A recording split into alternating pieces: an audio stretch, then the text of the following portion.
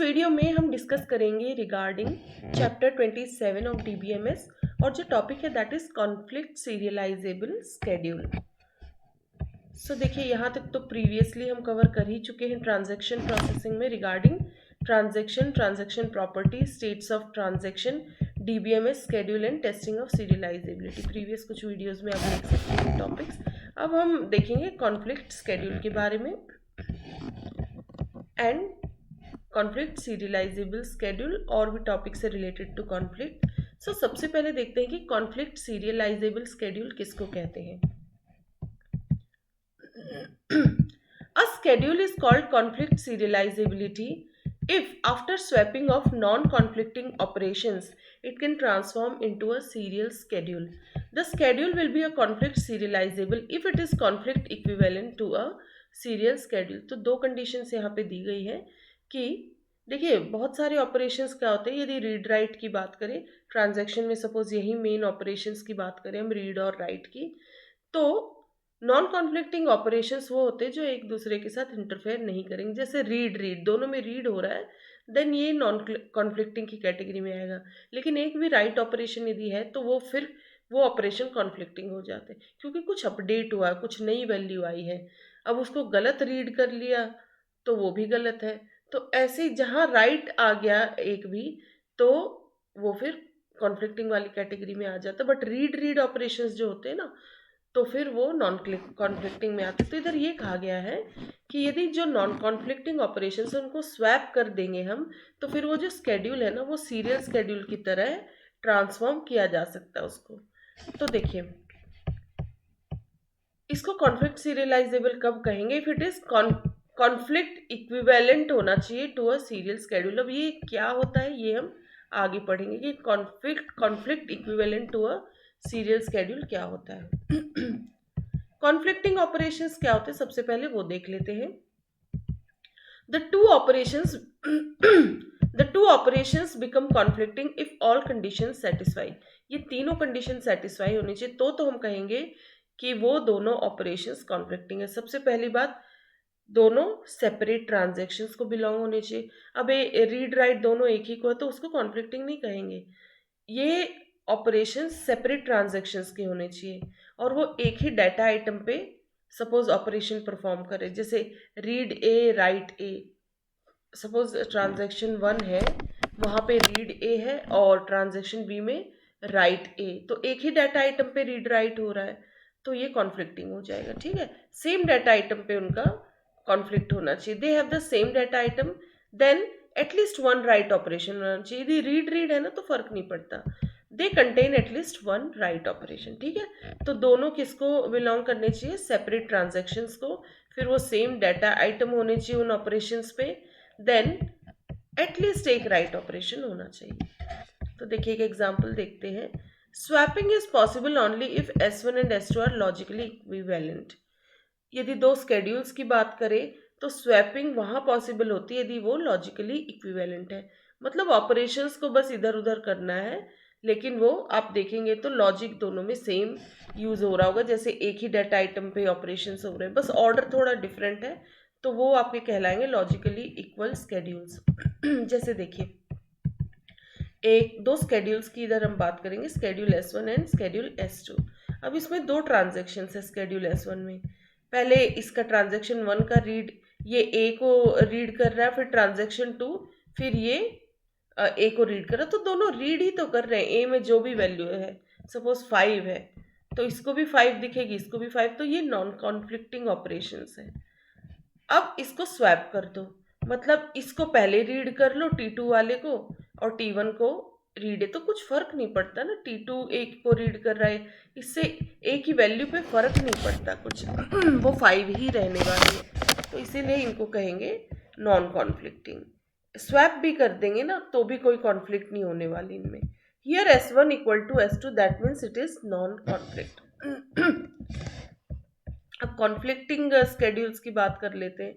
तो जैसे इसमें ट्रांजैक्शन 1 में क्या हो रहा है, रीड ए, और ट्रांजैक्शन 2 में क्या हो रहा है, मतलब ऑपरेशंस की बात करें तो ट्रांजैक्शन 1 रीड ए कर रहा है दोनों में ही, और ट्रांजैक्शन 2 राइट कर रहा है दोनों में ही, इसलिए इनको लॉजिकली तो इक्वल कहेंगे। ठीक है, लेकिन मतलब ऑपरेशन सेम परफॉर्म हो रहे हैं एक ही डाटा आइटम पे, बट क्या इनको स्वैप किया जा सकता है?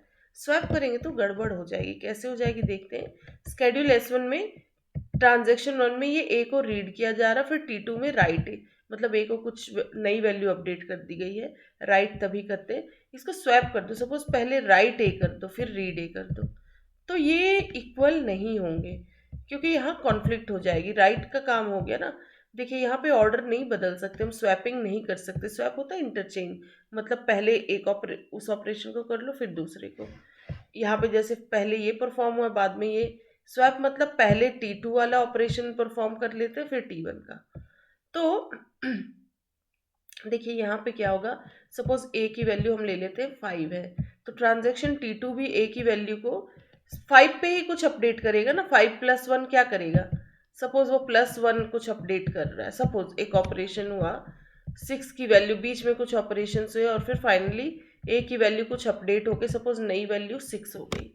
अब इसको बाई चांस स्वैप कर दे कि यहाँ T2 का काम क्या है, इसको सपोज ए में 1 वैल्यू बढ़ानी है। सपोज 5 थी इनिशियली, ए की वैल्यू हम क्या मान के चले 5 है, ठीक है। तो यहाँ तो ओरिजिनल 5 ही रीड की थी ट्रांजेक्शन 1 ने, लेकिन यदि T2 पहले राइट कर देगा तो क्या होगा, ये पहले 6 अपडेट कर दिया, फिर ए की वैल्यू इसको अलग रीड मिलेगी। पहले कुछ थी, मिल रही है अब 6। तो मतलब राइट करने से क्या होता है, वो वैल्यू चेंज हो गई, इसीलिए उस केस में वो कॉन्फ्लिक्टिंग हो जाती है। So here schedule S1 is not equal to S2, that means it is conflict. अब कॉन्फ्लिक्ट इक्विवेलेंट किसको कहते हैं वो देख लेते हैं हम। In the conflict equivalent, one can be transformed to another by swapping non-conflicting operations. मतलब वो रीड वाले ऑपरेशंस को यदि हम स्वैप कर दे नॉन कॉन्फ्लिक्टिंग ऑपरेशंस को, तो फिर वो एक स्केड्यूल को दूसरे में हम ट्रांसफॉर्म कर सकते हैं। इन द गिवन एग्जाम्पल, तो वो मतलब कॉन्फ्लिक्ट होने के नॉन कॉन्फ्लिक्टिंग ऑपरेशंस को बस स्वैप किया है तो वो इक्विवेलेंट हो जाएंगे। फिर इन द गिवन एग्जाम्पल जैसे S2 इज, अब आगे एक एग्जाम्पल देखेंगे, वहाँ S2 is conflict equivalent to S1। यहाँ पे देखेंगे अभी इसको एग्जाम्पल को, मतलब कॉन्फ्लिक्ट इक्विवेलेंट का मतलब S1 को कन्वर्ट कर सकते हैं हम। तो कॉन्फ्लिक्ट इक्विवेलेंट का मीनिंग समझ आया, मतलब भले इधर कॉन्फ्लिक्ट वर्ड लिखा है लेकिन हम स्वैप किन को कर रहे हैं, नॉन कॉन्फ्लिक्टिंग ऑपरेशंस को। S1 S2 में कन्वर्ट किया जा सकता है यदि उसके दोनों के नॉन कॉन्फ्लिक्टिंग ऑपरेशंस को हम स्वैप कर दे, तो इसी को कॉन्फ्लिक्ट इक्विवेलेंट कहते हैं, ठीक है। तो S2 इज S क्या है, स्केड्यूल्स है। Schedule S2 is conflict equivalent to schedule S1 because S1 can be converted to S2 by swapping non-conflicting operations. अब two schedules are said to be conflict equivalent if and only if, ये दो conditions होनी चाहिए। सबसे पहली बात, they contain the same set of the transaction same set मतलब वही रीड राइट वो सेट सेम होना चाहिए, डाटा आइटम सेम होने चाहिए। Then if each pair of conflict operations are ordered in the same way, और वो जो conflicting operations है उनकी ordering भी same होनी चाहिए। conflicting में क्या होता है, एटलीस्ट उस डाटा आइटम पे एक राइट हो तो भी उनका ऑर्डर सेम होना चाहिए। अभी देखते हैं इस एग्जाम्पल से। जैसे ये एक एग्जाम्पल है, हमारे पास एक स्केड्यूल तो नॉन सीरियल स्केड्यूल है, स्केड्यूल S1, और ये सीरियल स्केड्यूल है, ठीक है। मतलब एक ऑर्डर में है, पहले एक ट्रांजेक्शन पूरा कंप्लीट करेगा फिर T2। तो ये तो कंडीशन हो गई कि सेम सेट ऑफ ट्रांजेक्शन देखते हैं। सबसे पहले तो सेम सेट ऑफ ट्रांजेक्शन मतलब वही T1 T2 है दोनों में, ठीक है, दोनों स्केड्यूल्स में सेम सेट कैसे है, इसमें भी ए पे रीड राइट है, इसमें भी ए पे, इसमें बी पे रीड राइट है, इसमें भी। तो देखिए कोई नया ऑपरेशन तो नहीं है ना, ए और बी पे ही तो हो रही चीज़ें। तो T1 में भी जो ऑपरेशन है वो यहाँ पे भी हैं, बस ऑर्डर अलग है कि किस टाइम पे वो एग्जीक्यूट हो रहा है। लेकिन और T2 में भी बेसिक ऑपरेशंस देखिए, चारों इधर है चारों इधर, तो ये दोनों स्केड्यूल्स क्या कहलाएंगे। अभी कॉन्फ्लिक्ट इक्विवेलेंट होने का फर्स्ट कंडीशन तो इधर पूरी हो गई कि सेम सेट ऑफ ट्रांजेक्शन्स है। अब कॉन्फ्लिक्ट ऑपरेशंस क्या सेम वे में ऑर्डर्ड है वो देखते हैं। कॉन्फ्लिक्टिंग ऑपरेशंस क्या होते हैं, डाटा आइटम सेम होना चाहिए और राइट ऑपरेशन एटलीस्ट एक होना चाहिए। तो देखिए ऑर्डरिंग भी सेम है, रीड ए है फिर राइट ए, देखिए दोनों में फिर रीड हो रहा है, रीड भी राइट भी, ऑर्डर भी सेम है बिल्कुल डाटा आइटम्स का। तो ये अब देखते हैं इन स्केड्यूल्स को। S2 जो है ना, serial S2 is a serial schedule. ये हम ऑलरेडी पढ़ चुके हैं कि सीरियल और नॉन सीरियल स्केड्यूल क्या होता है, प्रीवियस कुछ वीडियोस में देखिएगा आप। सो serial schedule S2 is a serial schedule because in this all operations of T1 are performed before starting any operation of T2। मतलब इसमें क्या होता है, सीरियल में एक ट्रांजैक्शन के सारे ऑपरेशंस परफॉर्म होंगे, फिर दूसरे की बारी आएगी। ये नॉन सीरियल इसलिए कि पहले कुछ ट्रांजैक्शन इसके हो रहे हैं, फिर T2 के, फिर थोड़े गैप के बाद फिर T1 के, मतलब साइमल्टेनियस नहीं होगा इसमें, एट ए टाइम एक ही कोई ट्रांजैक्शन करेगा। स्केड्यूल मतलब दोनों में ही ये रूल है कि एट ए टाइम नहीं कुछ हो रहा है, एक टाइम पे एक ही ट्रांजैक्शन का कोई ऑपरेशन परफॉर्म होगा। Schedule S1 can be transformed into a serial schedule by swapping non conflicting operations. इसको क्या सीरियल स्केड्यूल की तरह बनाया जा सकता है S2 की तरह? हाँ, यदि नॉन कॉन्फ्लिक्टिंग ऑपरेशंस को हम स्वैप कर दें तो बन सकता है। जैसे यहाँ थर्ड ऑपरेशन क्या परफॉर्म हुआ, रीड। हम क्या करेंगे, रीड बी को पहले कर लेते हैं इस टाइम पे, और रीड ए को हम यहाँ कर लेते हैं सपोज इस टाइम पे, ठीक है। तो यहाँ रीड ए कर दिया, फिर बी, रीड ए के बाद बारी किसकी आएगी, राइट ए की। और अब राइट और रीड को अब हम देखते हैं, नॉन कॉन्फ्लिक्टिंग ऑपरेशंस हमें चेंज करने हैं ना। सो आगे देखते हैं, ये देखिए, after swapping of non conflict operations the schedule S1 becomes, ये S2 के बराबर हो जाएगा।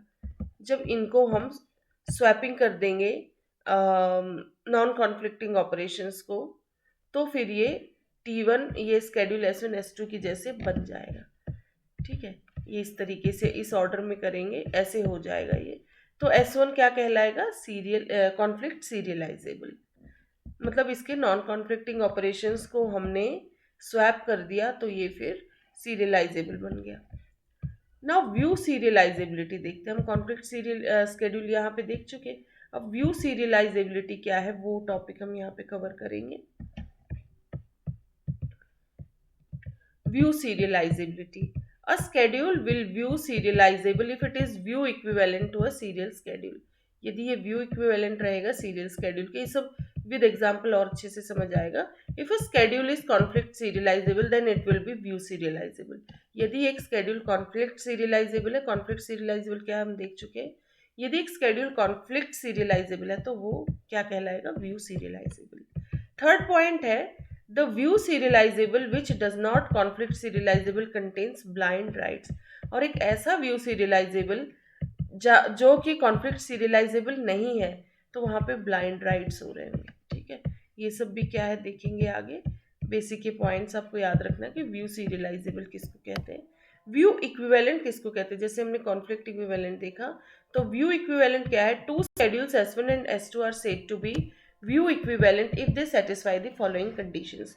यदि वो इन कंडीशंस को सेटिस्फाई कर रहे हैं तो इनको क्या कहेंगे, view equivalent. So initial read देखते हैं, and initial read of both schedules must be the same.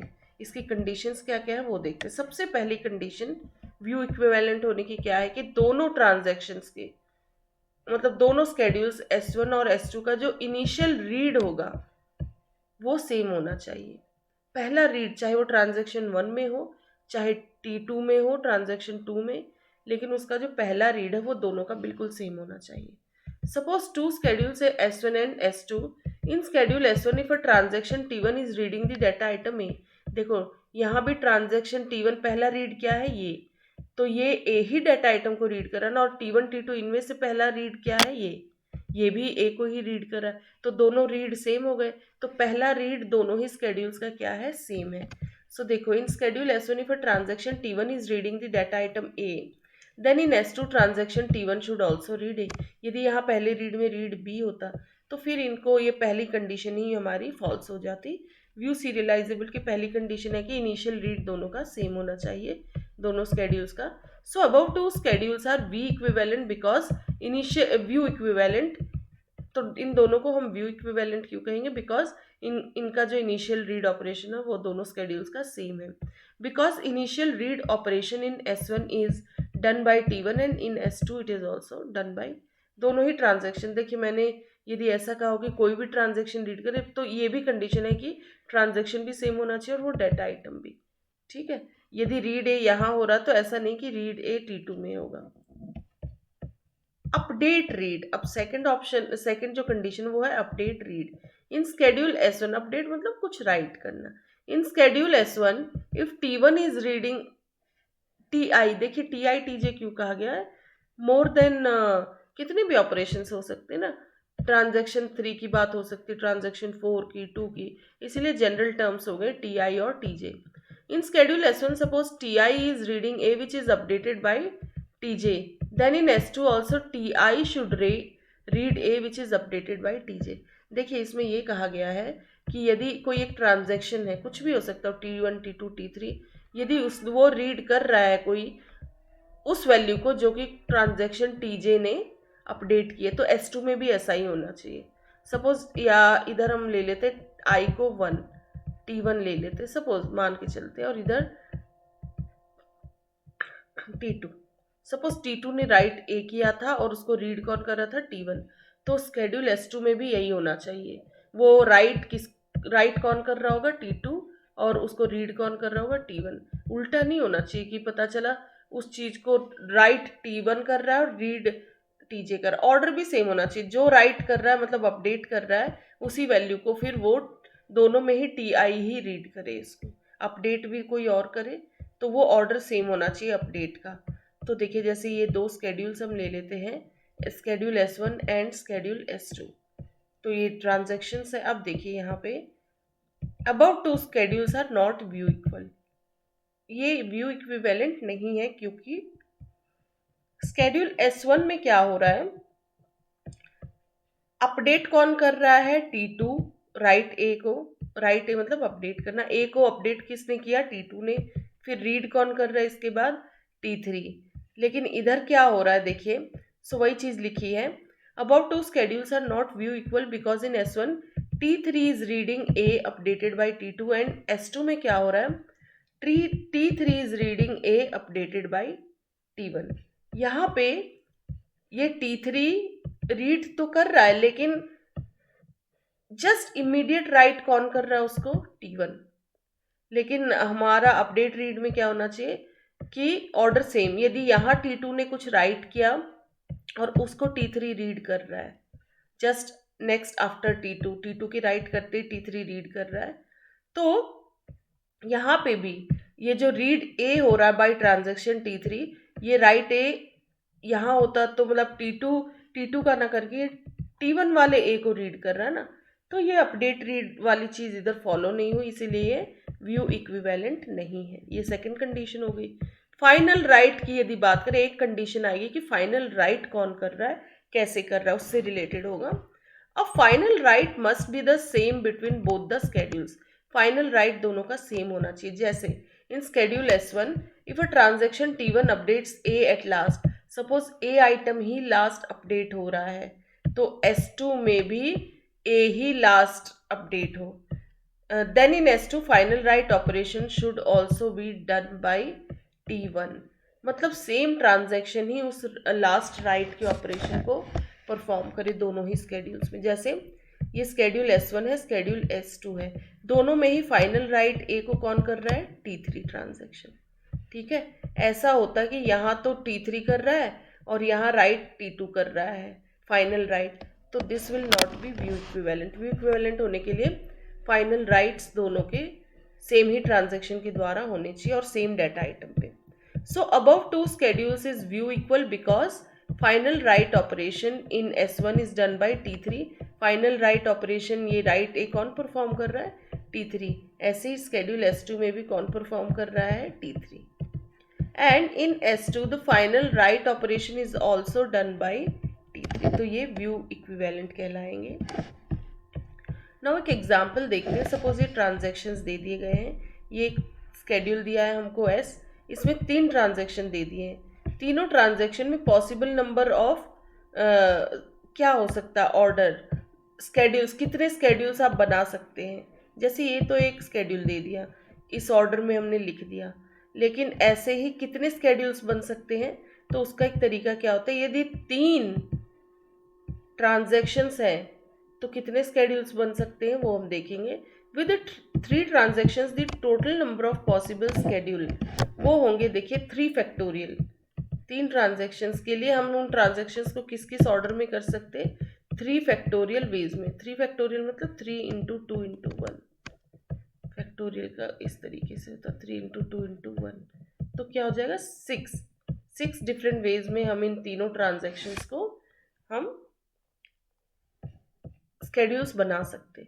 Schedule S1 में T1 T2 T3, फिर इधर T3 को ले लिया बीच में, फिर T2, फिर T2 T3 T1, इस तरीके से डिफरेंट ऑर्डर हमने ले लिया और ऐसे कितने 6 स्केड्यूल्स बन सकते।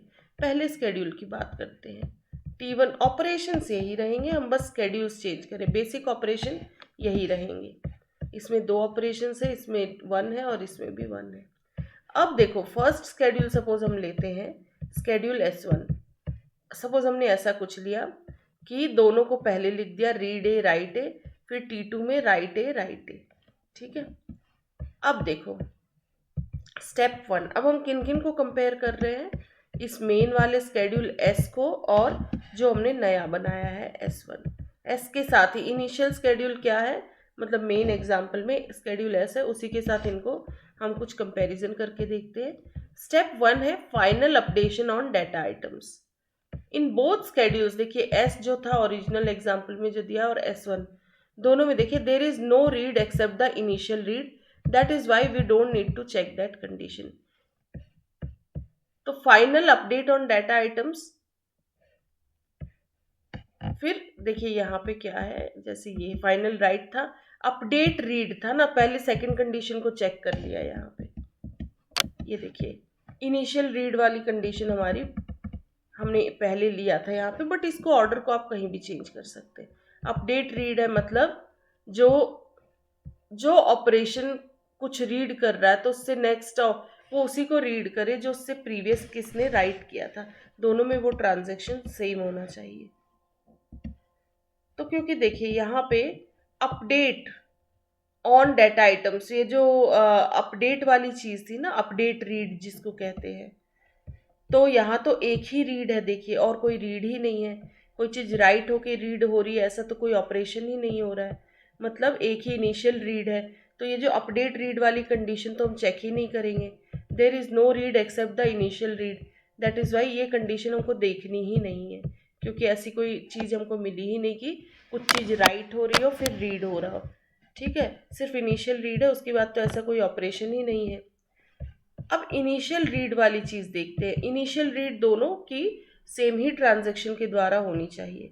तो the initial read operation in S is done by T1 and in S1 में भी T1 के द्वारा। कैसे है देखते हैं। देखो ये S है, इसमें इनिशियल रीड T1 ही कर रहा है और यहाँ भी T1 ही कर रहा है, तो दोनों स्केड्यूल्स क्या हो गए, व्यू इक्विवेलेंट, मतलब अकॉर्डिंग टू दिस कंडीशन। तो ये कंडीशन तो सेटिस्फाई हो रही है इनिशियल रीड की। फाइनल राइट दोनों सेम ही ट्रांजैक्शन के द्वारा होना चाहिए और सेम ही डाटा आइटम पे। तो T1 T2 T3, पहला राइट कौन कर रहा है, T1, फिर कौन कर रहा है, T2 और फिर T3। दोनों में यही देखिए फाइनल राइट इसमें भी T3 कर रहा है, तो यस फाइनल राइट भी दोनों में, तीनों में जो है लास्ट में कौन कर रहा है, T3। तो ये दोनों कंडीशन सेटिस्फाई हो रही है, तो दैट मीन्स व्यू इक्विवेलेंट वो हो जाएंगे, कोई भी कंडीशन सेटिस्फाई होनी चाहिए। इसकी तो ज़रूरत ही नहीं पड़ी, इसको हम ये भी नहीं कह सकते कि नहीं सेटिस्फाई हो रही, इस कंडीशन को चेक ही नहीं करना पड़ा, तो ये इसको ना वैलिड कहेंगे ना इनवैलिड, ये स्टेप ही कैंसिल आउट हो गया। ये सेटिस्फाई हो रहा है, ये सेटिस्फाई हो रहा है, दैट मीन्स फाइनली दोनों स्केड्यूल्स क्या कहलाएंगे आपके, व्यू कॉन्फ्लिक्ट। ये जो ओरिजिनल एग्जाम्पल में दिया है ये schedule S and schedule S1 जो हमने इस तरीके से शो किया है। सो ये तो हम यहाँ 2 टॉपिक्स देख चुके हैं, conflict schedule and view serialisability. अब देखते हैं कि स्केड्यूल को कैसे रिकवर किया जा सकता है, रिकवरेबिलिटी ऑफ स्केड्यूल। सो देखिए यहाँ पे recoverability of schedule. Sometimes a transaction may not execute completely due to a software issue, system crash or hardware failure. कई बार क्या होता है, कोई ट्रांजैक्शन पूरा एग्जीक्यूट नहीं हो पाता है, इशू कुछ भी हो सकता है, कोई सॉफ्टवेयर का इशू हो सकता है, सिस्टम क्रैश या हार्डवेयर फेलियर, कोई भी इशू के कारण वो ट्रांजैक्शन कंप्लीटली नहीं एग्जीक्यूट हो पाता समटाइम्स। उस केस में क्या होगा, हमें रोल बैक करना पड़ेगा फेल्ड ट्रांजैक्शन को। In that case the failed transaction has to be roll back, but some other transaction में also have used value produced by the failed transaction. But कई बार क्या होता है, ट्रांजैक्शन तो फेल हो गया, लेकिन उससे पहले, उसके फेलियर पॉइंट से पहले कोई और दूसरा ट्रांजैक्शन उसकी अपडेटेड वैल्यूज को रीड करके वो अपने ऑपरेशन को कमिट कर चुका, तो फिर गलत चीज़ पे कमिट हो गई ना, क्योंकि यहाँ रोल बैक करेंगे, लेकिन क्योंकि वो कमिट हो चुका है दूसरा ट्रांजैक्शन, उसको रोल बैक भी नहीं कर सकते। तो ये एक चीज़ जो है इस सिचुएशन को हम देखेंगे कैसे सॉल्व करेंगे। ये देखो, बट देखिए जैसे वो फेल हुआ तो हम क्या सोचेंगे कि उस ट्रांजैक्शन को रोल बैक करना है। बट सम अदर ट्रांजैक्शन में ऑल्सो हैव यूज्ड वैल्यू, दूसरा कोई ट्रांजैक्शन उसकी वैल्यू यूज करके अपना कुछ अपडेशंस करके उस फेल्ड ट्रांजैक्शन की वैल्यूज को लेके अपडेट कर चुका, तो फिर गलत हो गया ना, वैल्यूज गलत आ गई, क्योंकि पहले को तो हमने रोल बैक कर दिया प्रीवियस स्टेट पे, लेकिन दूसरा रोल बैक भी नहीं हो सकता क्योंकि वहाँ हम कमिट कर चुके हैं चेंजेस को। एक बार कमिट कर देते ना चेंजेस तो वो फिर फाइनल हो जाती है। So we also have to roll back those transactions.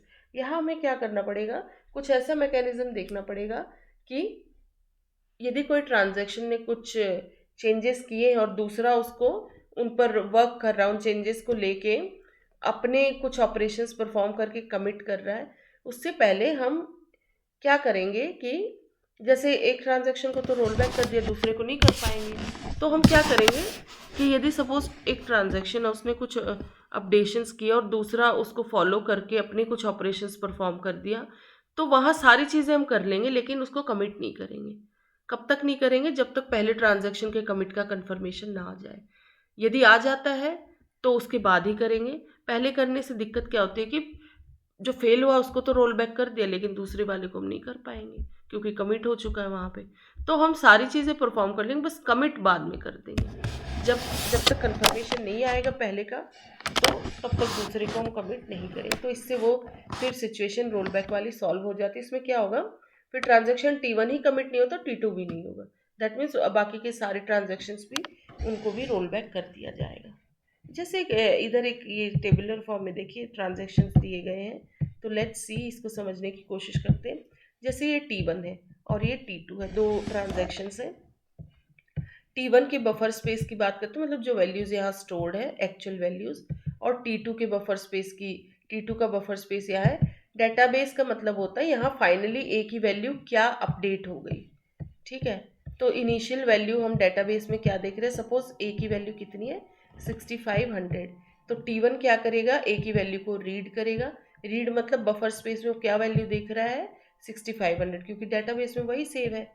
फिर ए क्या करेगा, इसमें से 500 माइनस करना चाह रहा है, तो फिर यहाँ पे ए की वैल्यू कितनी हो जाएगी 6000। लेकिन देखिए कमिट करते हैं ना तब ये पक्की कहलाएगी, तब तक डेटाबेस में वैल्यू क्या मेंटेन रहेगी 6500 ही मेंटेन रहेगी। तो यहाँ भले ऑपरेशन परफॉर्म कर दिया गया लेकिन डेटाबेस में हमने फाइनली राइट नहीं किया, तो सेकंड स्टेप थर्ड स्टेप में भी डेटाबेस में वैल्यू क्या रहेगी 6500। फिर राइट ए कर देंगे, मतलब ये अपडेटेड वैल्यू को हम डेटाबेस में यहाँ मतलब T1 के बफर स्पेस में इसको अपडेट कर दिया, मतलब ये न्यू वैल्यू आ गई 6000। लेकिन फिर भी क्योंकि कमिट नहीं किया है, लेकिन यहाँ पे देखिए एक बार राइट ए हो गया ना तो डेटाबेस में वो शो करने लगेगा 6000, ठीक है। कमिट का मतलब होता है फिर पूरा पक्का कर जाना, वापस से उसको 6500 हम नहीं कर पाएंगे, ठीक है। रोल बैक में फिर से 6500 पे वो आ जाएगी। तो अभी ए में क्या आ गई, राइट करते ही फिर वो अपडेट हो गई किसमें, डेटाबेस में, लेकिन ये फाइनल अपडेट नहीं हुई है, टेम्परेरी अपडेट हो गया 6000। फाइनल अपडेट होता है जब जैसे कमिट आ जाएगा। राइट ए के बाद कमिट में तो टाइम लगा है ना, लेकिन यहाँ भी 6000। अब ये T2 क्या कर रहा है, ये फिर ए को रीड करा है, ये ए को वही रीड करेगा जो वैल्यू यहाँ डेटाबेस में, क्योंकि T1 उस पर कुछ अपडेशंस कर चुका, तो ये डेटाबेस की इस नई वैल्यू को लेगा ना कि 6500 को। तो इसने ए को क्या रीड किया कि 6000 वैल्यू है, फिर ये इस पर 1000 ऐड करना चाह रहा है, तो इसने क्या कर दिया 7000, फिर इसने राइट कर दिया, तो न्यू वैल्यू यहाँ क्या आ गई 7000। और फिर इसने कर दिया कमिट। कमिट मतलब अब डेटाबेस में ये पक्की हो गई वैल्यू, वापस से रोल बैक नहीं हो पाएगी 6500। फिर यहाँ इसका आ गया फेलियर पॉइंट, अब ये कमिट कर रहा है तो कोई फ़ायदा नहीं, वो 7000 पे ही कमिट हो जाएगा। बट एक पल को इसको ही हमने रीडे कर भी दिया तो वापस से नहीं चीज़ें जाती है, क्योंकि दूसरा कोई ट्रांजैक्शन ए को कमिट कर चुका। क्लियर?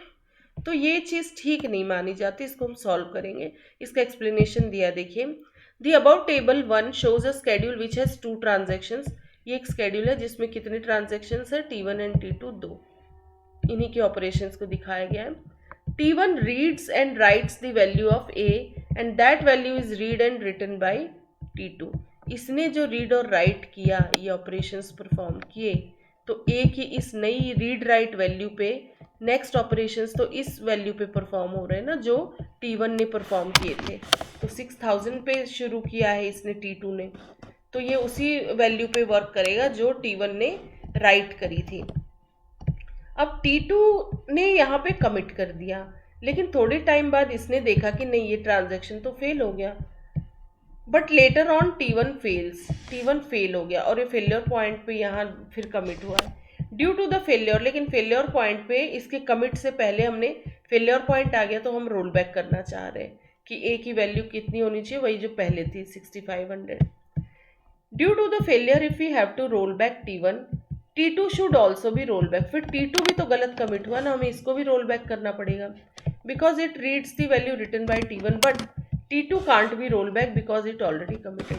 एक बार कमिट हो गया तो फिर रोल बैक नहीं हो पाता। हाँ, फेलियर पॉइंट से हम रिवर्स कर सकते हैं, लेकिन कमिट होने के बाद ही। तो T1 को तो एक पल को फिर भी हम रोल बैक कर देंगे, T2 तो नहीं हो पाएगा। तो ऐसे टाइप ऑफ स्केड्यूल को इररिकवरेबल स्केड्यूल कहते हैं, मतलब ऐसी गलती हो गई कि जिसको रिकवर नहीं कर सकते। So this type of schedule is known as irrecoverable schedule. अब इररिकवरेबल स्केड्यूल देखिए, इसको अब कैसे सॉल्व करेंगे वो देखेंगे। The schedule will be irrecoverable if TJ reads the updated value of TI and TJ committed before TI commit. तो पिछला जो हमने एग्जाम्पल देखा उसके अकॉर्डिंग किसको कहेंगे हम इररिकवरेबल स्केड्यूल? जब TJ मतलब जैसे ट्रांजेक्शन 2 था, वो उसने T1 की अपडेटेड वैल्यूज़ को रीड किया था, मतलब इसने जो राइट किया था ए को 6000 वैल्यू थी, तो ये TJ ओरिजिनल 6500 पे ना वर्क करके किस पे वर्क किया था, जो TI ने अपडेट की थी, मतलब 6000 पे वर्क किया।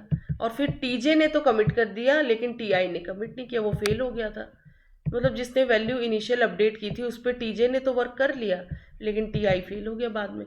इसने तो कमिट कर लेगा TI, लेकिन TJ नहीं कर पाएगा क्योंकि ये ऑलरेडी कमिट कर चुका है। And TJ committed before TI commit. तो जो पीछे हमने एग्जाम्पल देखा उसी को यहाँ लिख दिया सेंटेंस में कि the schedule will B recoverable if TJ reads the updated value of TI and TJ committed before TI commit. तो इसको सॉल्व करने के लिए देखिए क्या किया गया है। The above table T2 shows a schedule with 2 transactions. उन्हीं ट्रांजेक्शंस को लिया गया, इस रोलबैक वाली कंडीशन को हम सॉल्व करेंगे। मतलब इररिकवरेबल को रिकवरेबल स्केड्यूल कैसे बना सकते हो आप? तो ट्रांजेक्शन T1 क्या है? Reads and writes A. इसने ट्रांजेक्शन T1 ने कुछ रीड और राइट किया and that value is read and written by transaction T2 ने भी परफॉर्म कर दिए अपने ऑपरेशंस, बट ये जैसे बाद में जाके कमिट कर दिया था ना, तो इसने यहीं पे कमिट किया था। हमने इस कमिट को क्या किया, यहाँ पे ट्रांसफर कर दिया। मतलब पहले हम वेट करेंगे कि T1 कमिट करे, फिर ये कमिट करेगा। यदि इसका कमिटमेंट आया ही नहीं तो ये रोल बैक, तो ये भी कुछ टाइम बाद रोल बैक हो जाएगा। Due to this, but later on T1 जैसे फेल हो गया, due to this we have to roll back T1।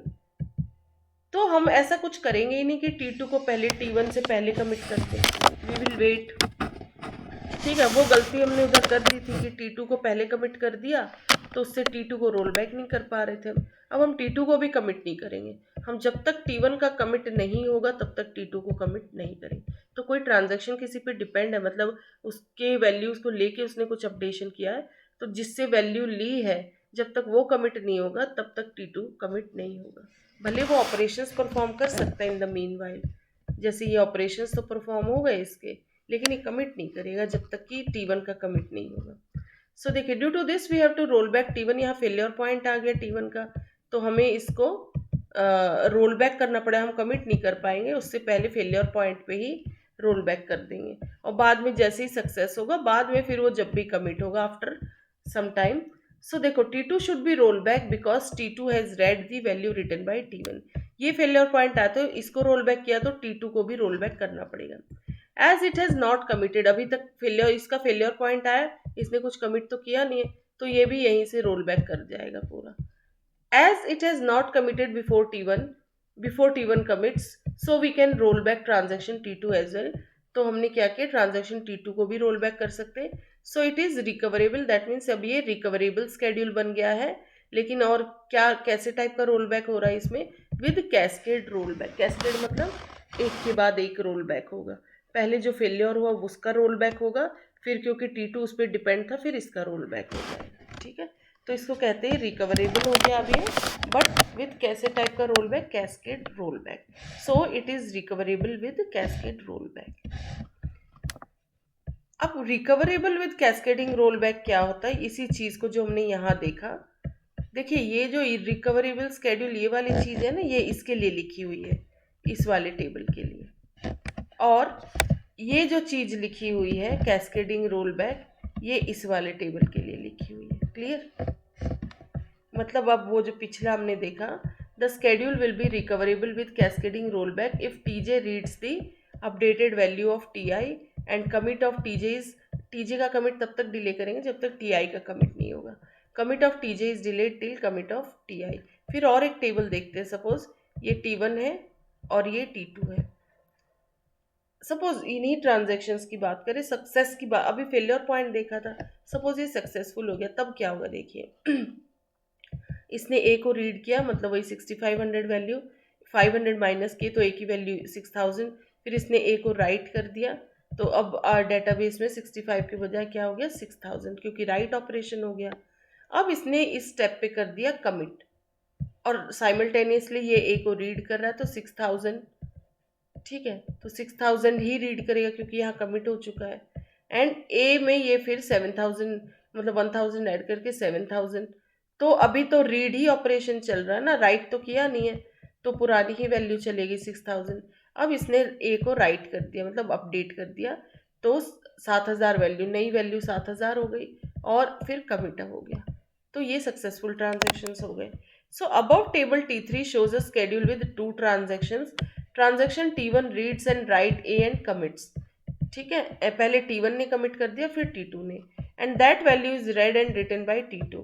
जो वैल्यू T1 ने अपडेट की थी, राइट की थी, उसी वैल्यू पे रीड और राइट किसने परफॉर्म किया, T2 ने। So this is a cascadeless recoverable schedule. इधर कैस्केडलेस ये रिकवरेबल स्केड्यूल भी है, और उधर कैस्केडिंग रोल बैक था ना, इधर कैस्केडलेस है, मतलब फेलियर पॉइंट आया ही नहीं ना, रोल बैक की जरूरत ही नहीं पड़ी, तो ये तो ऑलरेडी रिकवरेबल स्केड्यूल कहलाएगा। सो इस चैप्टर में इतना ही। अब एक बार हम देखते कि हमने इसमें क्या क्या पढ़ा। सो DBMS चैप्टर 27 में हमने देखा रिगार्डिंग कॉन्फ्लिक्ट सीरियलाइजेबल स्केड्यूल। इसमें हमने देखे ये कुछ टॉपिक्स पढ़े, conflict serial schedule, view serialisability and recoverability of schedule, ये 3 चीज़ें हमने देखी। सो सबसे पहले कॉन्फ्लिक्ट सीरियलाइजेबल स्केड्यूल किसको कहते हैं, ये हमने पढ़ा, इसके कुछ एग्जाम्पल्स देखे। फिर कॉन्फ्लिक्ट इक्विवेलेंट किसको कहते हैं, देन व्यू सीरियलाइजेबल किसको कहते हैं, व्यू इक्विवेलेंट, इनकी कुछ कंडीशंस देखी, एग्जाम्पल्स देखे हमने। फिर रिकवरेबिलिटी ऑफ स्केड्यूल की बात की, तो पहला रिकवरेबल स्केड्यूल क्या होता है वो देखा, फिर recoverable with cascading roll back देखा, एंड देन ये जो थर्ड था ये था recoverable with cascadeless recoverable schedule. 3 condition, 3 type के केसेस देखे हमने।